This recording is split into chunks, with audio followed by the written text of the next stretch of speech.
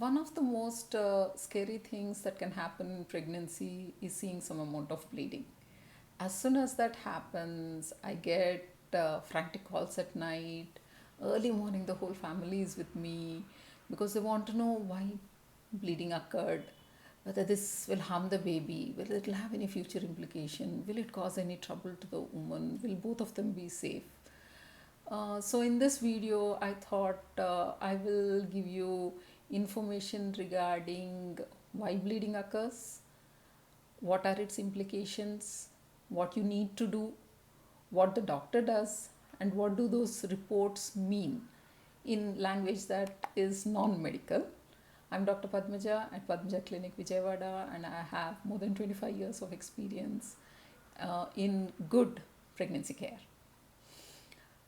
When a baby is forming and developing inside the uterus, it sticks into the lining inside the uterus called the endometrial layer, which is a perfectly prepared bed to help nurture this baby to grow.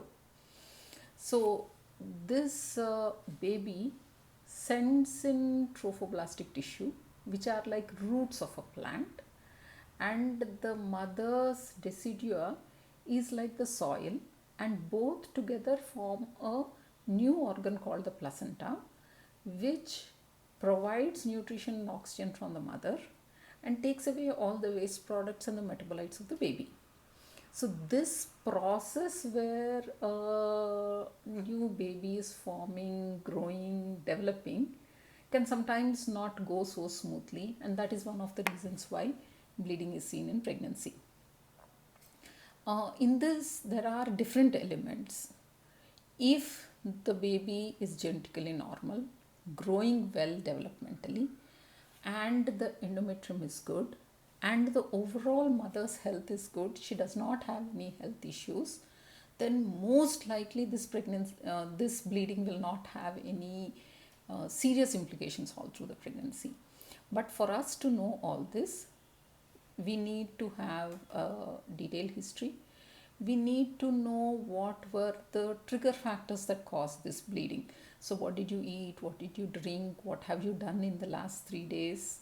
Have you skipped any medications? Was there any abnormal activity? So, this information you need to give the doctor. Your general condition is checked. We check for how much bleeding is there. Is there any clot? Is this associated with any severe cramping pain?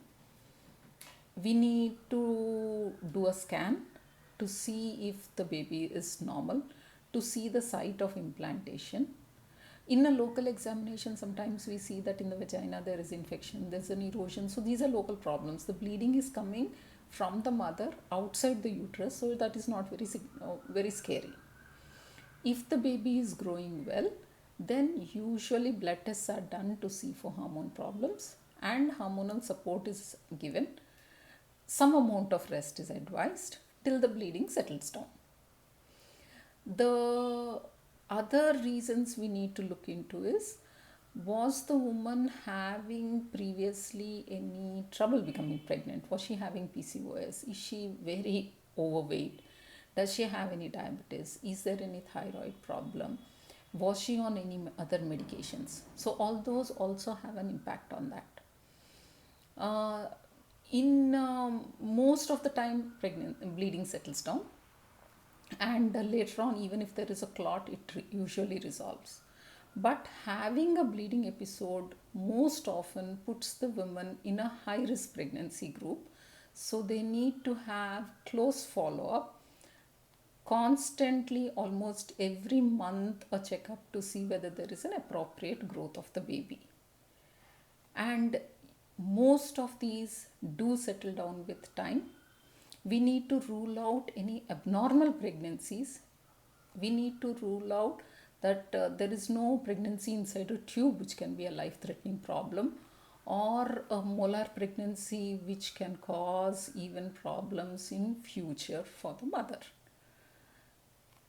So, if there is a bleeding episode, do make detailed history of what happened, how much you bled, consult your doctor, let them do an ultrasound scan, get your blood test done, and following good care should usually lead to problems settling down.